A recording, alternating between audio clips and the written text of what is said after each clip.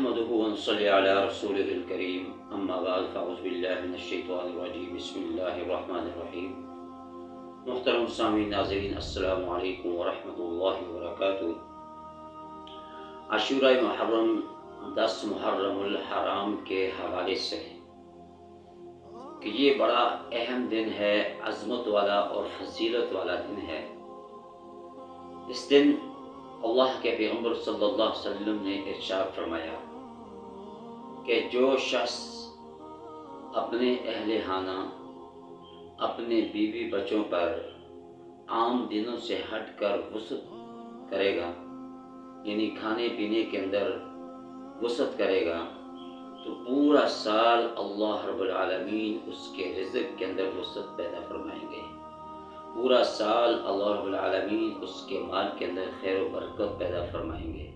پورا سال اللہ رب العالمین اس کی تندرستی کو خوشحالی میں تبدیل فرمائیں گے۔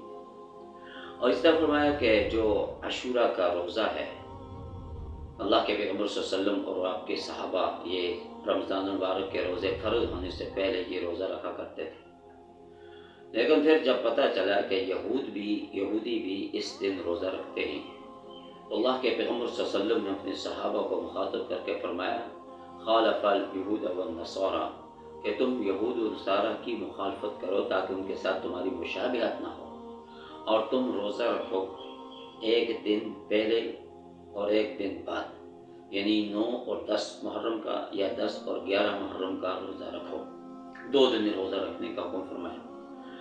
اور یہ روزہ کیا ہے؟ فرمایا کہ جس شخص نے عاشورہ محرم کا روزہ رکھا، اللہ رب العالمین 1 سال کے گناہوں کا اس روزے کو اس کے لیے کفارہ بنا دیں گے۔ تو یہ بڑی عظمت اور فضیلت والا دن ہے، اور اس دن ایک چھوٹا سا یہ عمل جس نے کیا کہ اپنے اہل خانہ پر، اپنے بیوی بچوں پر کھانے کے اندر وسعت پیدا فرمائی، تو یہ ایسا عمل ہے، اس عمل کی برکت سے اللہ تعالیٰ پورا سال اس کے اوپر رزق کی بارش فرمائیں گے، پورا سال اس کے مال و دولت کے اندر خیر و برکت پیدا فرمائیں گے۔